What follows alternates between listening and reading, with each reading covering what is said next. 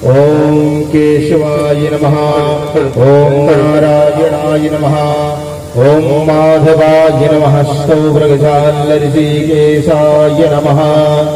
हस्ते अक्षतवसवाणि गृहीत्वा सच्चिदानन्दरूपाय विश्वोत्पत्त्यादिहेतवे तापत्रयविनाशाय श्रीकृष्णाय वयं नमः।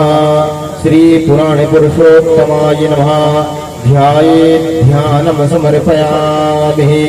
पुनः हस्ते अक्षतपुष्पाणि गृहीत्वा बालकृष्णध्यानम् कस्तूरीतिलकं ललाटपटले वक्षस्थले कौस्तुभम् नासाग्रे वरमौक्तिकं करतले वेणुः करे कङ्कणम् सर्वाङ्गे हरिचन्दनं सुललितं कण्ठे च मोक्तावली गोपास्त्री परिवेष्टितो विजयते गोपालचूडामणि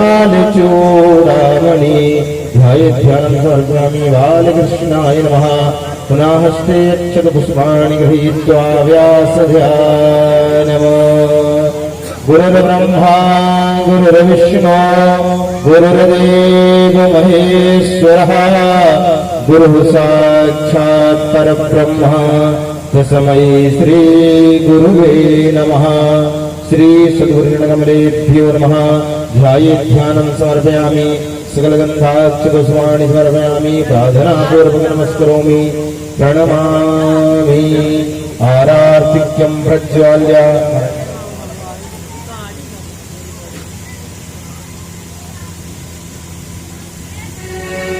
ज्वालामालिन्यै महाधनन्धाक्षतपुष्पाणि समर्पयामि। दत्तं हविः प्रजननं मे अस्तु सर्वीरघ्नं सर्वगणघ्नं सुस्तये आत्मसनि प्रजासनि पशुसनि लोकसन्नभयसनिः अग्निः प्रजां बहुलां मे करोत्वन्यं पयोरेत अस्मासु धत्त। सभी लोग खड़े हो जाए। भगवान की पावन आरती। पापियों को पाप से श्री भागवत भगवान की है आरती। पापियों को पाप से है तारती श्री भागवत भगवान की है आरती। पापियों को पाप से है तारती।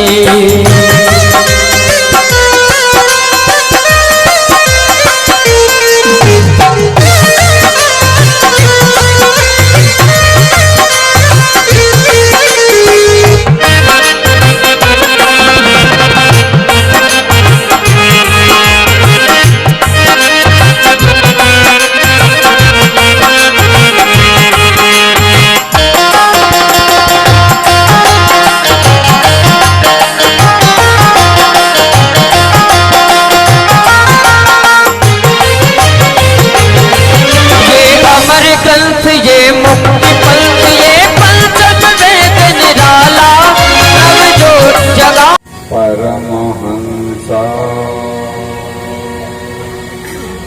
स्वादित चरण कमल चिन्ह मकरंदा भक्त जन मानस निवासा श्री रामचंद्र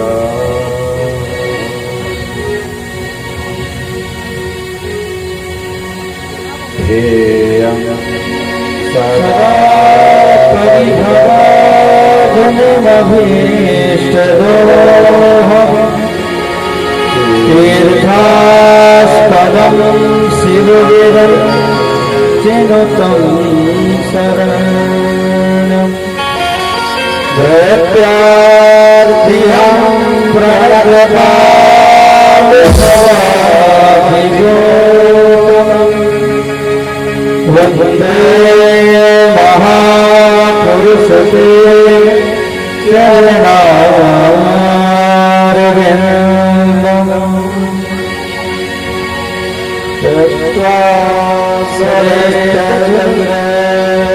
श्रीराजलक्ष्मी धर्मेष्ठया यवचसा यद्गालादरेण मायामिदं दैते शिरमारधाव वन्दे महापुरुषते चरणारविन्दम्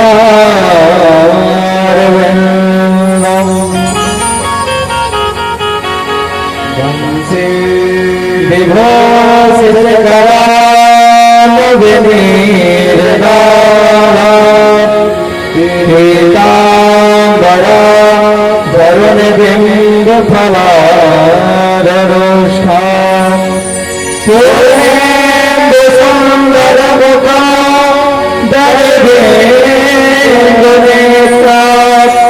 कृष्णात्परं किमपि तमहं न जाने नारायणं नमस्कृत्यं नरं चैव नरोत्तमं देवीं सरस्वतीं व्यासं ततो जयमुदीरये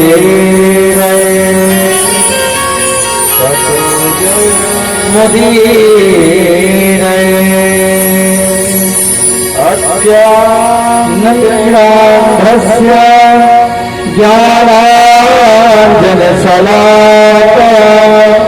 चक्षुरोन्मीलितं येन तस्मै श्रीगुरुवे नमः। जय जय श्रीराधारमण जय जय नवल किशोर जय चोर प्रभु जय जय माखन चोर जय जय माखन चोर जय जय माखन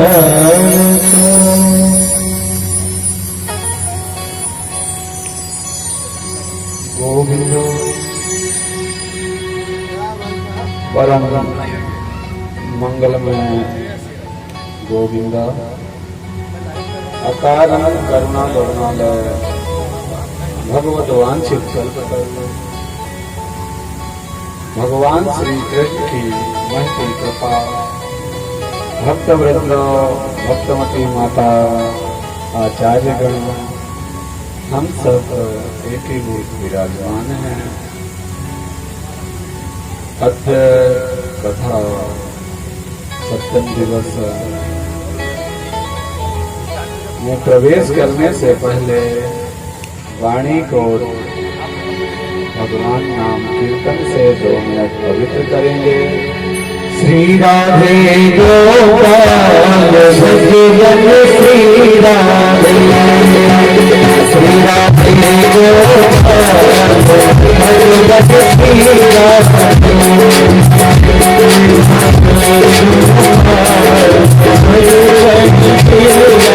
सब लोग थे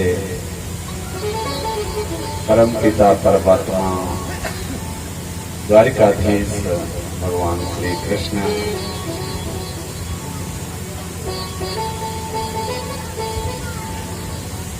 माला में रुक्मिणी के विवाह में जैसे हर पिता चाहता है बेटी हो या बेटा अच्छा योग गृहिणी हो, पिता चाहता है अच्छी बहू हो, एक पिता चाहता है अच्छा दामाद हो।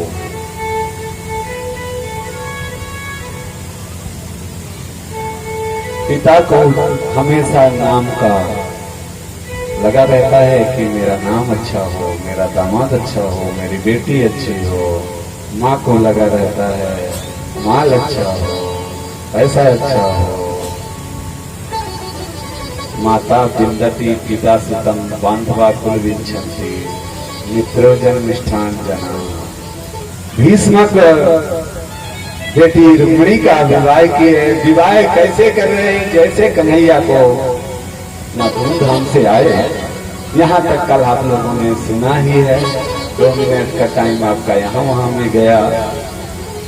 जैसे बारात आती है, यहाँ जानकी मैया रुक्मिणी मैया सखियों के साथ कात्यायनी मंदिर जाते हैं। पूर्वे दुरस्त महती कुल देवी यात्रा यस्याम बहिर्नव वधु गिरजा मुखे आता। गिरजा मंदिर में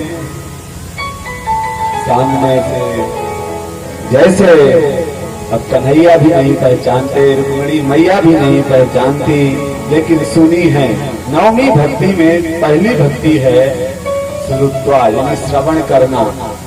जब तक आप जितो आसन जितो श्वासो जित सांगो जितेंद्रिय, जब आप बैठने का अभ्यास बना लेंगे, आसन सबसे पहले सिद्ध करना होगा, फिर श्वास, इंद्रियां। जब पहली सीढ़ी ही नहीं, रुक्मिणी मैया ने तो सारी सीढ़ियों को पार करके श्रुत्वा, श्रवण में इतनी रुचि थी। कन्हैया सामने मंदिर में प्रवेश किए। जैसे सैनिकों ने देखा, एक सैनिक ने इशारा किया एक सैनिक को कि देख क्या बंसी है। बोले अरे बंसी तू क्या देखता है, मुकुट तो देख। अरे एक तो कहता है मुकुट क्या देख रहा है, देखना उसके अधर मोठ तो देख। एक कहता क्या तू ओठ में पड़ा है पीतांबर तो देख, क्या पीतांबर है। एक कहता है पीतांबर तू क्या चाल तो देख। परमात्मा की मुस्कान को देख करके सभी सैनिकों ने परमात्मा के रूप यौवन कृष्ण का वर्णन करने लग गए। भगवान कृष्ण मंदिर में प्रवेश किए, रुक्मिणी मैया को पकड़े और ले गए। जब रथ में बैठे, रथ की गति वायु के समान तीव्र गति से रथ चला, तो एक सैनिक कहता है हम लोग यहाँ क्यों खड़े हैं? कहते हैं रुक्मिणी मैया। बोले वो तो गई। तो बोले कहाँ गई? बोले ले गए। कौन ले गए? बोले वही जो भी गए और ले गए। तो बोले मना क्यों नहीं किया? बोले तुम्हारी भी तो ड्यूटी थी, तुम क्यों नहीं मना किया? मैं तो देख रहा था, इतना सुंदर था वो। तो बोले इतना सुंदर हम भी तो देख रहे। तो बोले हाँ तो ले गए, सुंदर था। हल्ला हो गयो, ले गयो ले गयो ले गयो। जैसे हल्ला हुआ तो वहां पहले से दूल्हा सज करके, मान लो कोई आया हो बड़े धूमधाम से बारात लेकर के, वो भी जरासंध जैसे उसके बराती हो। शिशुपाल बेचारा दूल्हा बन के आया है और पता चले कि दुल्हन नहीं चली गई, तब क्या होएगा? अब शिशुपाल, जरासंध, दंतवक्त, विदुरथ इत्यादि सभी बड़े बड़े चेदी देश का युवराज है शिशुपाल। भगवान कृष्ण की बुआ का लड़का है शिशुपाल। सभी दौड़े, रुक्मी भी दौड़ा। रुक्मी अपने रथ की गति इतने वेग से लेकर के पीछे से अगर छत्तीत्र है तो खड़ा हो जा। भगवान ने कहा अगर नहीं खड़े हुए, पीठ दिखा के गए तो अच्छा नहीं, ललकार रहा है, खड़े हो जाना चाहिए। जैसे कन्हैया रथ अपना रोके, रुक्मी का युद्ध कन्हैया से ही चालू हो गया। कन्हैया ने तो 1-2 प्रहार से ही रुक्मी को कंट्रोल कर लिए और पकड़ करके सरमुंडन कर रहे थे कि बलराम जी आ गए। बोले ये क्या कर रहे हो? अरे हमने तो सब सुना था कि तुम चोरी भी कर लिए सारे जितने, लेकिन ये नहीं पता था कि तुम आजकल बाल भी बना लेते हो, मुंडन भी कर ले। ये कब सीखे? और फिर ये तो अपने अच्छे हैं, मतलब साले हैं। तो बोले ये तो साले लगे, फिर इनका ऐसा क्यों कर रहे हो तुम? कन्हैया को ही बलराम जी ने इतना डांटा इतना डांटा। देखिए कहीं अगर द्वंद्व हो रहा हो तो सबसे पहले भले अपने लोगों की गलती ना हो, तो अपने लोगों को अगर डांट दिया जाए तो जो विपक्ष पार्टी होती है, अरे हाँ इनके लोग आए और ये अपने लोगों को ही डांटे तो थोड़ा माहौल अच्छा होता है। जैसे बलराम जी ने फिर बोले, अरे रुक्मिणी क्या हुआ? बोले आप भी नहीं देख रहे? बोले वो देख रहे, लेकिन जब बेटी बड़ी हो जाए उसका भी जो है तो एक बार पूछना चाहिए, मन लेना चाहिए। पूछो क्या नहीं जाना चाहती है? नहीं चाहती कि चंद्रमा बढ़ गई है। बोले लग नहीं रहा कि ये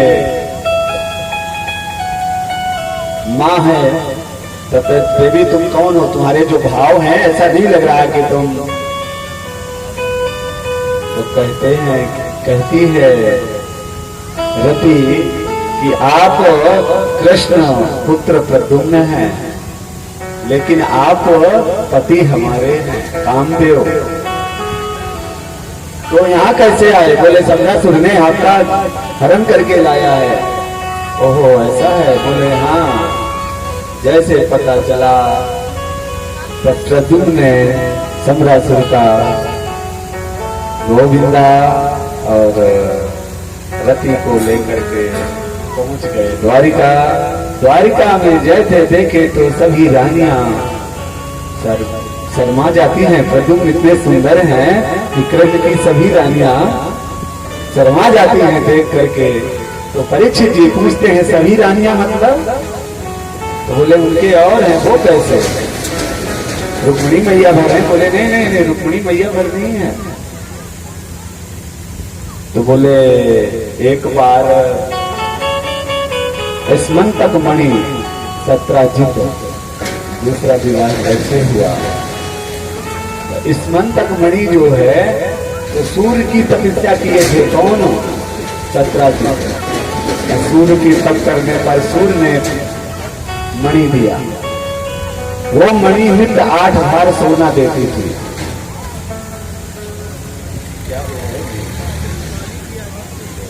अच्छा है गोविंदा।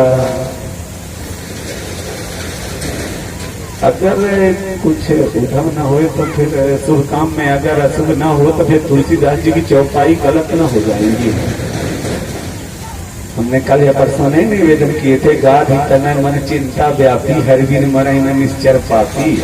तो कहते कैसे पापी होते हैं भैया? कहीं जहाँ कुछ अच्छा कार्यक्रम होता हो वहाँ बाधा करे, ऑब्जेक्शन करे, समझ लेना कि ये पापी है। होंगे उसे कुछ गोविंदा। हम किसी को कुछ कह नहीं रहे, वो बता रहे तुलसीदास जी की चौपाई के भाव। सत्राजित ने सूर्य की तपस्या की। सूर्य ने प्रसन्न होकर के सत्राजित को मणि दिया। वो मणि नित्य 8 बार सोना देती थी। एक दिन उस मणि को सत्राजित लेकर के द्वारिकाधीश की दरबार में आ रहे थे। रास्ते में ऐसे जैसे लग रहा था कि कोई सूरज आ रहा हो। मणि का इतना तेज था। भगवान कृष्ण के द्वारपालों ने, प्रजाजनों ने देखा।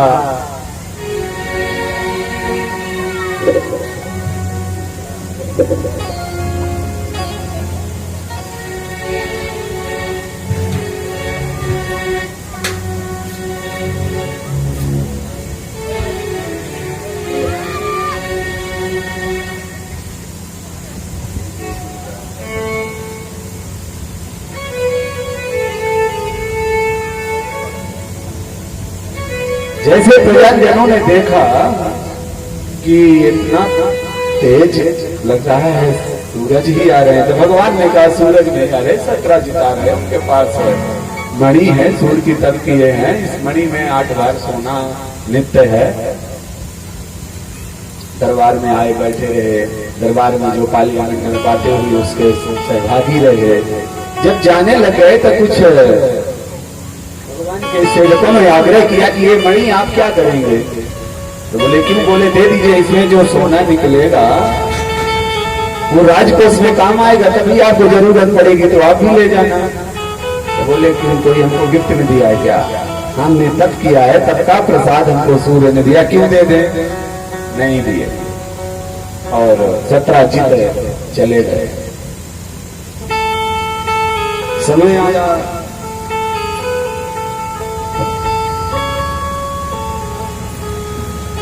जैसे समय आया भाई प्रसेन सत्राजित का, भाई प्रसेन जंगल जाने के लिए, राजा है हमें शिकार करने जाना है। राजा लोग शिकार करते थे, क्षत्रिय सभी जीवों का वध करते थे। क्यों करते थे पता है?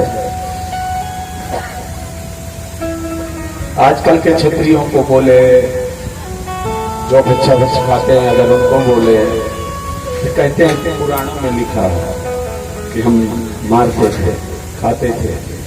जबकि पुराणों में मारने का तो लिखा है, लेकिन खाने का नहीं लिखा। मारने को इसलिए लिखा है कि जैसे बगल देश का राजा चढ़ाई कर दिया आपके राज में, और दौड़ती हुई सेना को आपको मारना है तो कैसे मारेंगे? तो चलते हुए जब अभ्यास करेंगे, युद्ध अभ्यास जिसको बोलते हैं, ट्रेनिंग, तो जंगल में जाकर के राजा लोग जीवों पे निशाना लगाते थे, लेकिन खाते नहीं थे। अगर खाते तो राम भगवान 14 वर्ष वनवासी थे, और जीव खाते तो आज तो जीव रह ही न जाते। 14 साल में तो खा ही लेते ना, कोई पृथ्वी में तो कहते हैं। पर आज उसको बना लिया कि नहीं, हमको तो लिखा है ये राक्षसों का काम, जो सुर प्रवृत्ति के लोग थे ना, उनका नहीं है, ये राक्षसों का आहार है। एक दोहा है, प्रात ले, हनुमान जी का जो नाम लेता है ना, जो हनुमान चालीसा पढ़ता है, प्रात ले जो नाम हमारा, ता दिन ताई न मिले आहारा। हनुमान जी का जो प्रातः नाम लेता है उसको आहारा नहीं मिलता। सही है? तो आहारा का मतलब भोजन नहीं हुआ। आहार मतलब भोजन होता है, आहारा मतलब प्रात ले जो नाम हमारा। क्योंकि जब लंका जा रहे थे सुरसा, आज सुरन मुई दीन आहारा, जब हनुमान जी जा रहे थे आकाश मार्ग से, तो सुरसा ने कहा कि आज सुरन मुई, सुर यानी देवता, आहारा दिया, यानी हनुमान जी को भेजा, हम खाएंगे, हनुमान जी हमारा आहारा बनेंगे। आहार नहीं बोली क्योंकि हनुमान जी का शरीर हाड़ मांस का है ना, तो आहार नहीं है, आहारा है। और हनुमान जी कहते हैं जो हमारा प्रातः नाम लेता है उसको आहार मिलेगा, पर वो नाम वेज तो नहीं खाएगा ना, आहारा नहीं खाएगा। तो प्रात लेत जो नाम हमारा, ता दिन ताई न मिले आहारा। अरे सुरसा, सुरन ने दिया तो है, लेकिन तू मेरा नाम ले ली है, इसलिए तेरे को आहारा नहीं। जैसे सत्राजित का भाई प्रसेन जंगल जाता है, जंगल में गया तो कुछ जीवों का वध किया, कुछ जीव ऐसे रहे कि उसी का वध कर गए। जे मुझे मारा थे मैं मारा, यानी यही ना हुआ कि जब डबल जीव पड़ गए तो शेर ने प्रसेन का वध कर दिया और मणि लेकर के चल दिया। जैसे शेर मणि लेके गया तो आगे जाओ मंत्र जी मिल गए। जाओ मंत्र जी ने शेर को मारा और मणि लेकर के अपने महल में चले गए, गुफा में चले गए। तो जैसे गुफा में गए, अब यहां धीरे धीरे वो मणि ले जाकर के अपने पुत्री जामवती को दे दिए। अब भाई आया नहीं तो यहाँ सत्राजित को लगा कि कुछ नहीं, हम गए थे द्वारिकाधीश की दरबार में, तो उनको नजर लग गई थी हमारे मणि में, और बोले भी थे कि उनके लोग, तो पत्नी से कहते हैं किसी से कहना नहीं, हमसे बोले नहीं है, पर हमें पक्का है कि भाई को मार करके और मणि को ले लिए। द्वारिकाधीश के अलावा कोई नहीं किया, और किसी से कहना नहीं। बोले क्यों कहेंगे हम, आप तो हमारे प्राण प्रियतम हैं, और कोई भी बात किसी से कहना ना होना तो माता लोगों से बता के, और इतना जरूर कह देना किसी से नहीं कहना, तो जल्दी खबर पहुंच जाएगी। फिर तो हो ही नहीं सकता कि ना बताएं। सत्यराजित की देवी जी जलाशय में जाती हैं तो और भी वहां 4 सहेद में आई, बोली तू देख मेरी बहुत करीबी है, अब तेरे को हम कुछ बताने गया तो बताए। अरे तेरी बात मैं आज तक कभी किसी से बताई है क्या कि आज ही बता दी, बता क्या बात है। बोले पता है जो हमारे देवर है ना वो नहीं आए ना जब जिस दिन से जंगल। बोले हाँ वो तो सबको पता है। बोले वो द्वारिकाधीश ने मार के और मणि छड़ा लिया है। बोले कह अरे हमारे पति देव से कहे, पर ये बात कहना नहीं, देख तू अपनी सगी वाली थी इसलिए बता दिया। बोले वो कभी नहीं कहेंगे, हो गया अब तो समझ लो कि अब संपूर्ण तो लगी गया है कि कभी नहीं कहेंगे। करने करने जपन जनाहा, एक दूसरे कान से जपते जपते जपते द्वारिकाधीश के कान तक बात पहुंच गई है। बोले ले किए कथे कछु नहीं और कलंक कलक से लग गए हो। अब कन्हैया तो बोले ठीक है मैं चोर हूं लेकिन मैं डाकू नहीं हूं। अब तो यहाँ समझिए 300 लोग हो गया ना। तो बोले मैं चोर तो जरूर हूं, क्या चुराया था? मक्खन। कौन सा मक्खन? दिल रूपी मक्खन। भक्त का दिल परमात्मा चुराए नहीं है तो चुराया नहीं, लेकिन कोई बात नहीं, जानना पड़ेगा। द्वारिकाधीश स्वयं को चल दिए, जंगल में गए तो वहां पे एक शेर को मरा हुआ पाए। आगे गए तो शेर के पंजा देखते जो मार के उसके, तो पहले तो प्रसेन को मरा पाते हैं, प्रसेन को कौन मारा चिन्ह से पता चल गया। तो आगे गए तो वो शेर भी मरा पड़ा है। तो बोले शेर को भी मार दिया, कौन जीव मारा होगा? सर्च किए, जल्दी डीएनए इत्यादि किए होंगे, कुछ तो लगे रहे होंगे। पता चला कि नहीं ये तो जामवंत जी उनके पैरों के चिन्ह बने हुए उस गुफा तक गए। गुफा में अंदर जो है तो बेटी जामवती जो मणि को खेल रही थी, कन्हैया गए उस मणि को अपने हाथ में लिए, जोर चिल्लाई पिताजी। पिताजी दौड़ के चले आए। पुत्री चिल्लाए अब पिता नया है, ऐसा हो ही नहीं सकता है। गोविंदा जैसे क्या हुआ? पुत्री अरे ये हमारी मणि छीन रहे। अरे कौन है आप? अरे हम तो द्वारिकाधीश कृष्ण हैं। अरे आप कोई रहे आए हैं, द्वारिका के ईश हो चाहे जगत के ईश हो, लेकिन यहाँ किस लिए आए हैं? बोले जो मणि है ना ये मणि तुम्हारी नहीं है। बोली नहीं, मणि हमारी है, हमने जीता है मणि को। बोले मणि ये सत्यराजित की है, उसका भाई प्रसेन आया था, ऐसा ऐसा लोग बोल रहे हैं, इसलिए मणि हमें चाहिए। बोले मणि तो हमने बेटी को दे दिया, और बेटी को देने के बाद जो प्रॉपर्टी बेटी को हो जाती है उसको फिर पिता नहीं लेता है। तो बोले मणि तो हमें लेनी पड़ेगी, उसके लिए हमें कुछ भी करना पड़े। तो बोले क्या? बोले हाँ उसके लिए मणि तो हमको लेके जाना ही पड़ेगा। तो बोले फिर युद्ध करना पड़ेगा। बोले कुछ भी करना पड़े। युद्ध हुआ, चालू ना हो गया युद्ध, 1 दिन 2 दिन नहीं हुआ, 27 दिन कुल युद्ध चला है। 28 दिन, 27वें दिन जामवंत की नस नस ढीली हो गई। तो परीक्षित जी बोलते जामवंत तो त्रेता युग में थे, तो यहाँ कैसे आ गए? तो बोले जामवंत त्रेता युग में तो थे, पर पता है क्या हुआ था? बोले क्या हुआ था? बोले जब युद्ध समाप्त हुआ तो जामवंत से राम जी ने कहा मांगो क्या चाहिए? तो बोले प्रभु आपकी भक्ति बनी रहे, लेकिन एक इच्छा थी। इतना बड़ा युद्ध हुआ लेकिन हमारे बाहुओं की खुजली नहीं गई, युद्ध करने में मजा नहीं आया। तो हम चाहते हैं कि 2 हाथ हमारा और आपस में हो जाए, हमारा और आपके साथ। तो बोले ऐसे कैसे होगा? तुम हम स्वामी तुम सेवक, भक्त और भगवान का नहीं होता है। तो बोले बस यही इच्छा है, अगर देना चाहते दे दीजिए। बोले दे दिए। द्वापर में हम आएंगे और वही तुम्हारा मनोरथ पूर्ण करेंगे। 27वें दिन कहते हैं जामवंत जी नस नस ढीली हो गई। बोले अब आप बताइए कौन है? हमें तो लगता है हमारे राम जी हैं। आप कोई इस त्रैलोक में उनके सिवा हमें हराने वाला नहीं है। अब तो अपना असली रूप एक बार दिखा दीजिए और दर्शन दे दीजिए।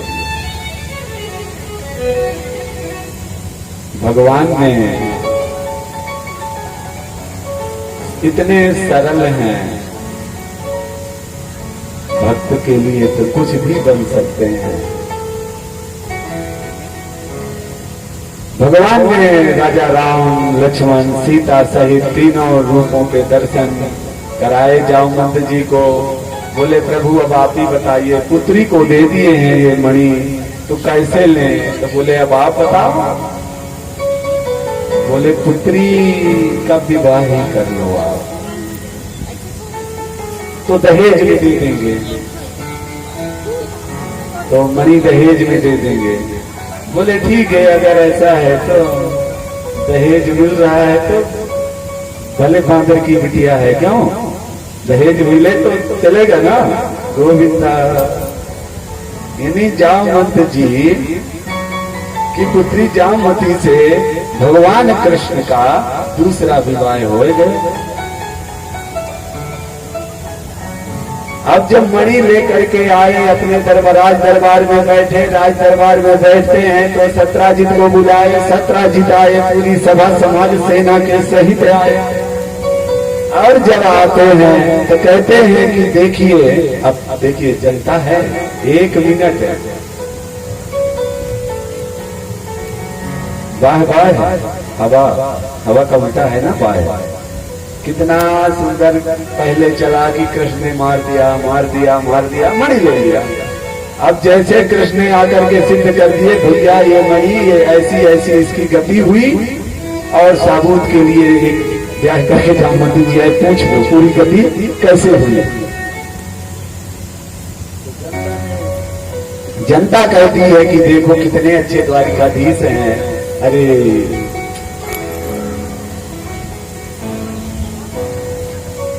द्वारिकाधीश तो बहुत अच्छे हैं, ये झूठ को इनको झूठा कलंक ला दिया। अब जो है इतनी बेइज्जती किसकी किसकी होने लगी? सत्राजित की। सत्राजित की इतनी बेइज्जती होने लग गई तो सत्राजित सोचा क्यों ना इन्हीं से रिश्ता बढ़ा लें। अभी बड़ी पार्टी के हैं तो अगर बड़े लोगों से एक बार मुलाकात भी हो जाए ना तो नाम हो जाता है, जल्दी फोटो खींच के जल्दी उसमें टीवी में भी लगा लें कि मतलब उस पार्टी का आदमी है। तो क्यों ना सत्राजित से भगवान कृष्ण से बेटी ब्याह देंगे तो बताएंगे ना, जो ही देखेगा तो अरे ये तो सीधे। जीवन में 3 बाद होते हैं हर किसी के, यानी अब उन 3 बाद में हमारी पूरी जीवन है। यथार्थवाद, प्रशंसावाद और भयंकरवाद। ये 3 बात हमारे जीवन के हैं। यथार्थ में अगर आप मान लो कि भगवान है, माता पिता है, ये यथार्थ है, सत्य है। लेकिन अगर नहीं मानते हैं आप यथार्थ को तो चलो प्रशंसा करते हैं, ये अपने पुत्र को बहुत प्रेम करते हैं, ये अपने पुत्र को अपने यानी ध्रुव तप कर रहा था तो नारायण अपने तप में आ गए और ध्रुव पद दे दिया, फिर भी नहीं स्वीकार किए आप। तीनों गति एक है, यथार्थ में नारायण है, प्रशंसा कर रहे तो नारायण है। जब नहीं आप माने प्रशंसा मिलती तब फिर हम जो है तो भयंकरवाद। भयंकरवाद यानी भय। कैसा भय? अरे ये वो है, उसी विग्रह के परिचय करा रहे हैं तीनों में। यथार्थ में विष्णु है, प्रशंसा में विष्णु है और भयंकर में नरसिंह भगवान विष्णु है। अरे ये तो अपने अनुयायियों के लिए, अपने भक्तों के लिए ना। बोले हाँ तो अरे बोले उस पुत्र इसका भक्त बाप को भी इसके मार दिए। अपने लोगों का इतना ध्यान रखते हैं, चाहिए ये नेताजी इतने अच्छे हैं, उनके पार्टी के लोग कोई बुरा करके आए ना एक बार भी नहीं पूछते, सीधे DG DIG को फोन लगाते, अपने पार्टी का आदमी है, कुछ भी किया हो इसको कुछ नहीं होना चाहिए। मत यदि भयंकर बात है तो जैसे भयंकर बात अब DP लगा ही लिए, पूरे उस पार्टी का है तो ठीक है, तब तो फिर है। यानी 3 में से आप कोई एक तो स्वीकारना पड़ेगा। और जैसे स्वीकार कर लिए हो गए। भगवान के हाथों से मरना भी मुक्ति है, भगवान के हाथों से बचना भी मुक्ति है। भगवान मारे तो आज तक किसी को है नहीं। मुक्ति दिए ना, भगवान मारे किसी को नहीं है, मोक्ष दिए हैं। अब उसको हमारा ये कहने का शब्दार्थ है कि मार दिए। वो तो कहते हैं कि हर जीव में मैं ही हूँ। मैं जब सृष्टि किया था, जब सृष्टि का निर्माण कर रहा था, तो मैं अकेला था, प्रकृति थी मात्र, कुछ नहीं था। नारा आयन, जल में जिसका था आयन वही था नारायण। तो हमने ही सोचा था कि चलो कुछ बनाते हैं तो किसी से वार्तालाप करेंगे। ये कथा आगे आप लोगों ने सुना है, तो वार्तालाप करेंगे। तो हमने नाभि से कमल को उत्पत्ति किया, कमल से ब्रह्मा को। लेकिन जो हम बोलना चाहते थे ब्रह्मा वही बोलता था। अब ब्रह्मा के अंदर तुम ही हो, अपने अंदर भी तुम ही हो। तो जब दो आदमी, तो जो मन तो एक ही है ना, तो जब ये हम क्या बोलना चाहते हैं हमें नहीं पता होगा, वही आपके अंदर है। तो बोले, हमको जब लगा कि वही चीज बोल रहे हैं तो भैया ये विभाग इनको दे देते हैं। अब हर जीव में तो हम ही है, तो यही सृष्टि करें, इसलिए हम ब्रह्मा को दे दिए। कुछ अलग कोई बोले हमसे हट के तो हम वार्तालाप करें, लेकिन वो तो वही बोलते जो हम चाहते हैं। तो सभी हम ईश्वर के अंश हैं। अब सत्राजीत सोचे अब यही अच्छा है, बेटी है ही है, कर देते हैं ब्याह। तो बोले प्रभु एक काम करिए, ये मणि अब आप अपने पास रखिए, और एक बेटी है ना अपने पास, सत्यभामा नाम है, तो अगर कर ले तो अच्छा होएगा। तो बोले कोई बात नहीं, दहेज तो लंबा चौड़ा है ना, मणि है जो 8 बार सोना दे रही है, ऐसा दहेज जहाँ मिले तो गोविंदा। भगवान की तीसरी शादी हो गई, और जब शादी हो गई तो बोले देखो सत्राजीत, अब तुम हो गए हो अपने अच्छे के पिता, तो ससुर जी है ना। अब जैसे ये मणि आप अपने पास रखो, नहीं लोग कहेंगे कि दहेज के लिए ही भगवान ये मणि के लिए पक्का मारे होंगे, और इनको मणि चाहिए, देखो शादी भी कर लिए दहेज की लालच में, तो ये मणि तुम अपने पास रखो। मणि हम नहीं लेंगे, लेकिन हाँ अब तो अधिकार हमारा है इसमें। तो जो सोना है तो रोज का रोज सोना, राजमहल में लक्ष्मी सुपर मार्केट में पहुंचा जाना 8 बार सोना, ऐसा नहीं कि जो है तो गोविंदा है ना। अब वो 8 बार सोना तो नित्य आने लग गया। देखिए सत्यभामा जो दहेज लेके आती है ना देवी जी, उनके कुछ रूप ही अलग होते हैं, समझ रहे ना। हाँ, जो ससुर जी का माल जब आता है ना, अरे देख लीजिए ससुर जी की प्रॉपर्टी को उसे दान करने का मजा तो फिर बहुत आता है। गोविंदा सत्य है ये, आप देख लीजिए। भगवान नारायण की आप तब करिए, भगवान नारायण को आप थोड़ा सा जल्दी प्रसन्न हो जाते हैं, क्या चाहिए दे दिए।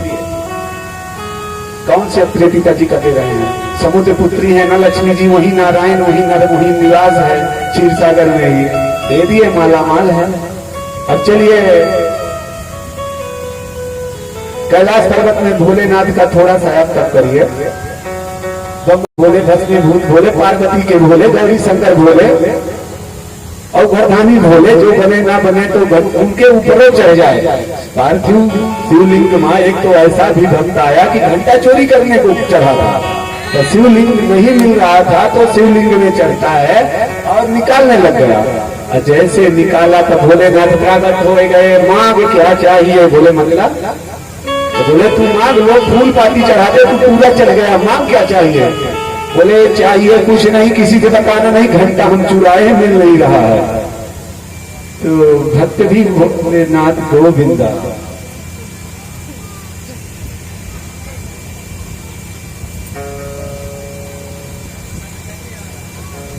गोविंदा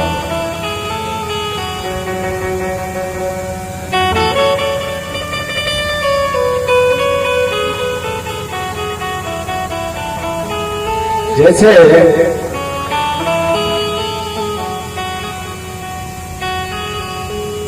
भगवान सत्यभामा का तीसरा विवाह सत्यभामा से हुआ, खूब माला माल।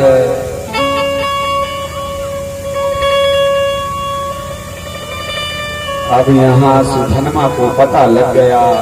सुधनमा अक्रूर जी ने बता दिया तो सुधनमा ने सब धनवा ने मारा और मणि छड़ा लिया। किसको मार दिया?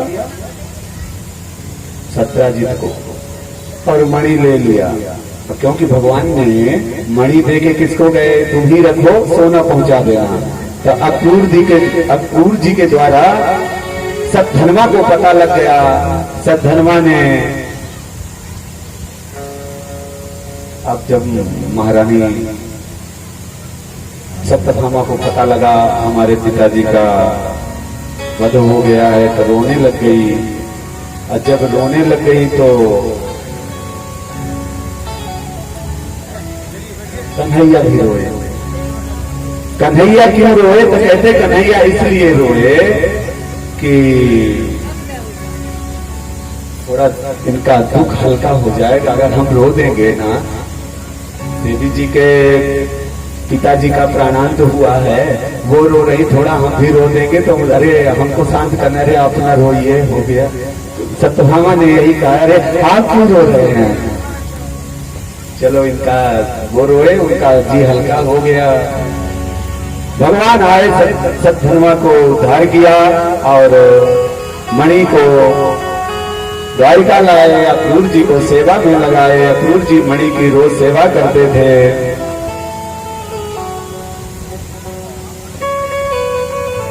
परीक्षित जी पूछते हैं कि और भगवान के विवाह हुए हैं? तो बोले हाँ, सूर्यपुत्री कालिंदी वो जमुना के किनारे अकेले में बैठे तप कर रही थी। और भगवान कृष्ण और अर्जुन दिल्ली आए थे, हस्तिनापुर आए थे, जो आज का दिल्ली है।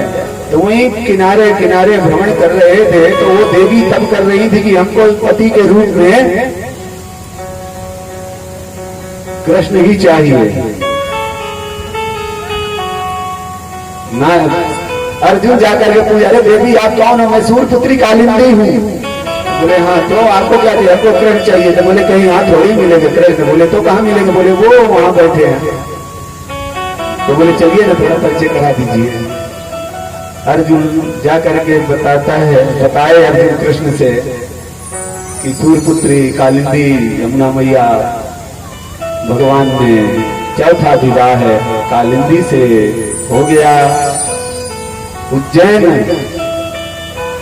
नरेश की पुत्री, दो भाई थे, विंध्य और अरविंद, और बहन का नाम था मित्रविंदा।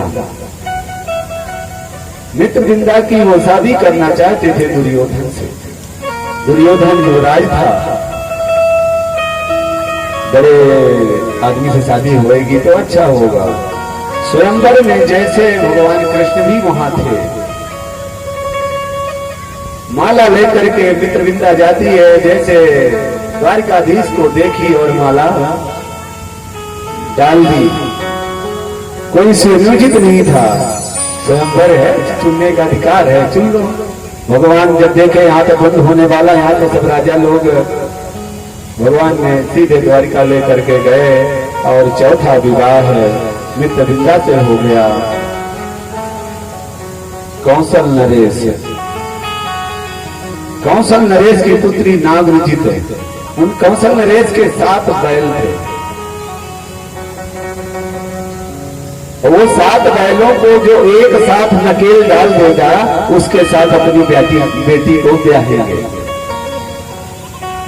अब एक साथ तो कौन सिवाय नारायण के कौन डाल सकता है? सभी राजा महाराजा अपना अपना, यहाँ तक कि सभी इकट्ठा भी हो गए कि इकट्ठे चलो सबको नाचते हैं। तो बोले नहीं, वो जब जानकी मैया का स्वयंवर हुआ था तो वहां यही तो हुआ है, भूप सहस 10 एक ही 12, अलग उठा तरंग नकारा। वहां जब 1,000 एक साथ उठाने लग गए तो जनक जी ने पूछा, पहले ये तो बताओ, तुम तो आपस में परामर्श भी नहीं किए, अगर मान लो तुम लोगों ने तोड़ ही दिया तब फिर ब्याह किसके साथ होएगा? तब आपस में कहते हैं कि जो तू पहले टूट जाने दो और फिर हम आपस में युद्ध करेंगे और जो बचेगा फिर उससे होएगा। तो यहाँ भगवान ने जो है तो एक ही साथ 7 रूप धारण किए और नकेल डाल दी 7 की, तो नग्न जिति से विवाह हो गया। छठा विवाह भद्रा से, 7वां विवाह है, 8वां विवाह लक्ष्मणा से हुआ, 7वां भद्रा से हुआ। मद्र देश के राजा की पुत्री थी लक्ष्मणा, उनका लक्ष्य ही था ईश्वर को पाना।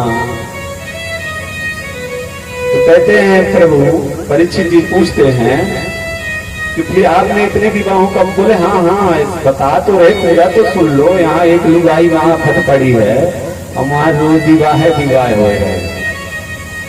गोविंदा बोले सोनितपुर का, प्राग ज्योतिषपुर का राजा भौमासुर, इतने राजाओं को युद्ध किया, जहां बड़ी बड़ी लड़कियां देखता था, युद्ध होता था, 20,000 कन्याओं से उसको शादी करनी थी।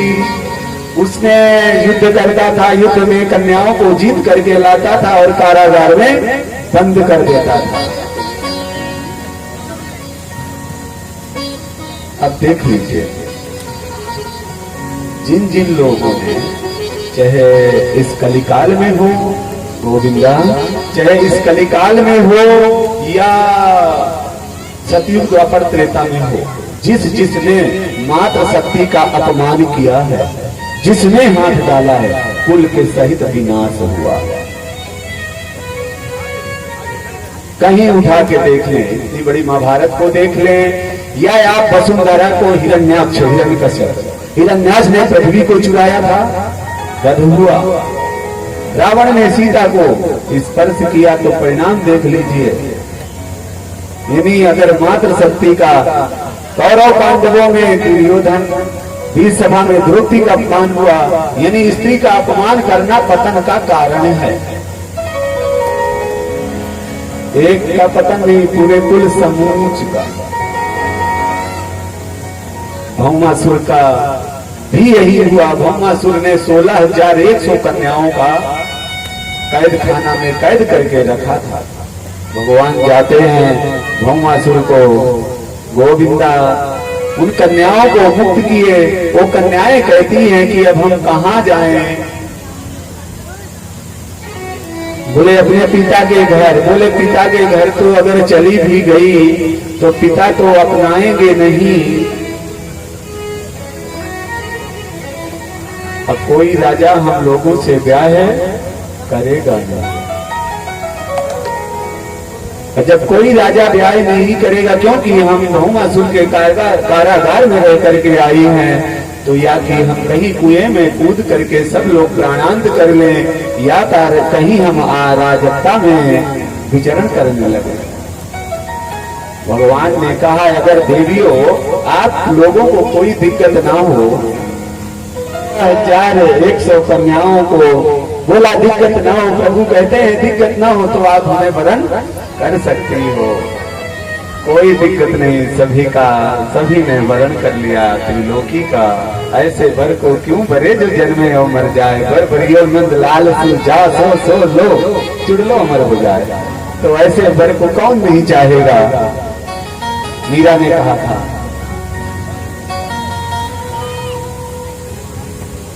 भगवान एक दिन बैठे बैठे सोचते हैं कि सत्यभामा को इतना माल आया है ससुराल से, मायके से, तो ये तो आए दिन को भवन में रही आती हैं। ससुर जी के यहाँ से माल आ जाए ना मायके से, तो पहले महलों में कोप भवन बना करता था। सत्यभामा अक्सर नाराज हुआ करती थी, लेकिन रुक्मिणी मैया कभी नाराज नहीं हुई। तो भगवान ने सोचा कि एक बार तो पहले जब महल बनते थे ना तो उसमें कोप भवन बनता था। अब कोप भवन क्यों नहीं बनता है? क्योंकि पूरा महल ही कोप भवन होता है, इसलिए अब कोप भवन की पद्धति समाप्त हो गई है।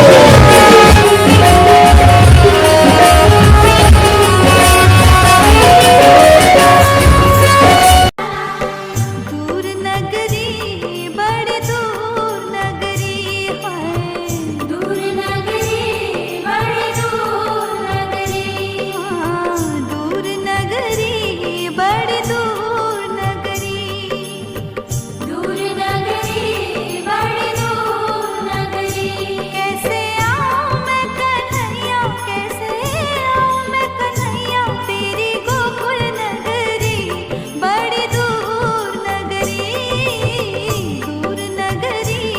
बड़ी दूर नगरी है दूर नगरी बड़ी दूर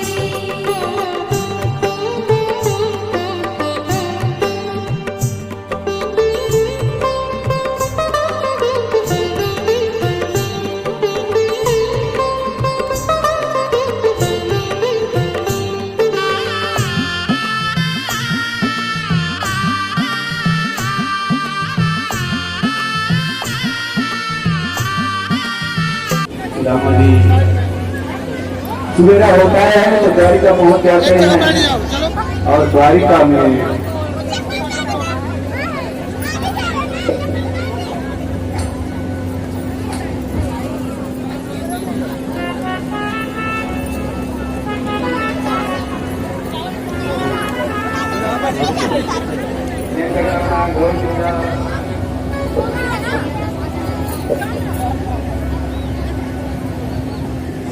भगवान की माया ने सुदामा जी को सीधे द्वारिका ही निद्रा खुलती है तो द्वारिका में सुबह हुआ लोगों से पूछते हैं द्वारिका कहाँ है कितनी दूर है। आया हूँ मेरे बचपन का यार है मेरा श्याम यही सोच कर मैं आस करके आया हूँ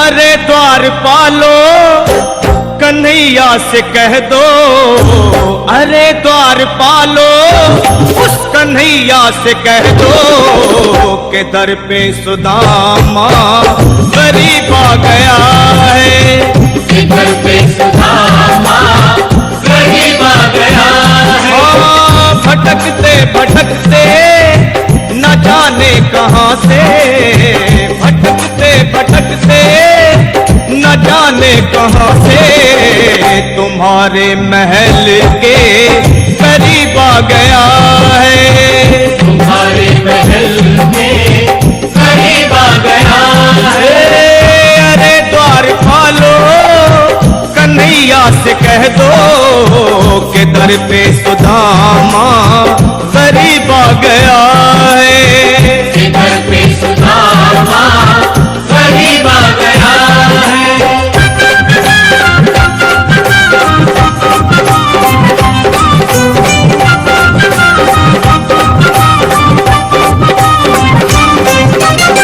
न सर पे है पगड़ी न तन पे है जामा बता दो कन्हैया को नाम है सुदामा बता दो कन्हैया को नाम है सुदामा बता दो कन्हैया को नाम है सुदामा न सर पे है पगड़ी न तन पे है जामा बता दो कन्हैया को नाम है सुदामा हो न सर पे है पगड़ी न तन पे है जामा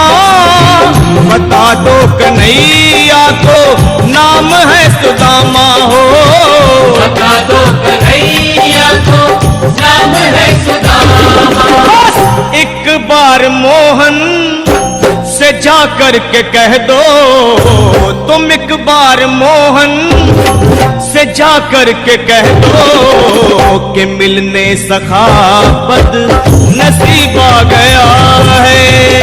मिलने सखाबत नसीब आ गया है। अरे द्वार पालो कन्हैया से कह दो कि दर पे सुदामा गरीब आ गया है। दर पे सुदामा गरीब आ गया है।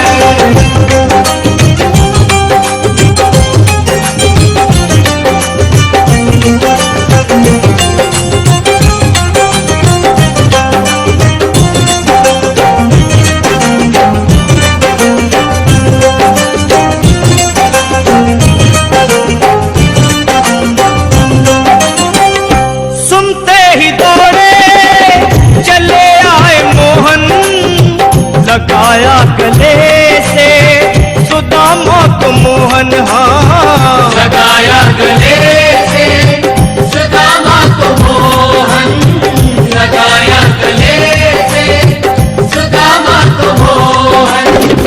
वो सुनते ही दौड़े चले आए मोहन, लगाया गले से सुदामा को मोहन, हाँ सुनते ही दौड़े चले आए मोहन, लगाया गले से सुदामा को मोहन, हाँ लगाया गले से सुदामा को मोहन। हुआ रुक्मणी को बहुत ही अचंभा, हुआ रुक्मणी को बहुत ही अचंभा, ये मेहमान कैसा अजीब आ गया है।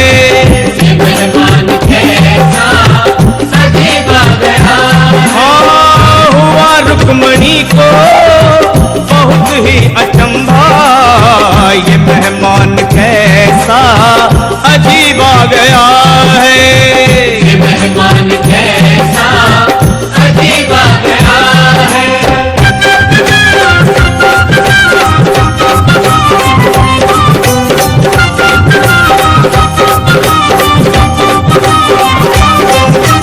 और बराबर पे अपने सुदामा बिठाए, चरण आंसुओं से श्याम ने धुलाए, हाँ चरण आंसुओं से श्याम ने धुलाए। जाकर के प्रभु ने बैठाया। अब बैठाने के बाद रुक्मिणी को तो अचंभा पहले हुआ कि परमात्मा इतना किसी के लिए नहीं दौड़े, कोई भी आता है सबको द्वारपाल ही लेके आते हैं। रुक्मिणी जी को बोलते हैं पानी लेके आओ। जब तक रुक्मिणी पानी लेके आती हैं तब तक द्वारिकाधीश ने अपने सर का सुदामा के अपने आंसुओं से पैरों को धो डाला।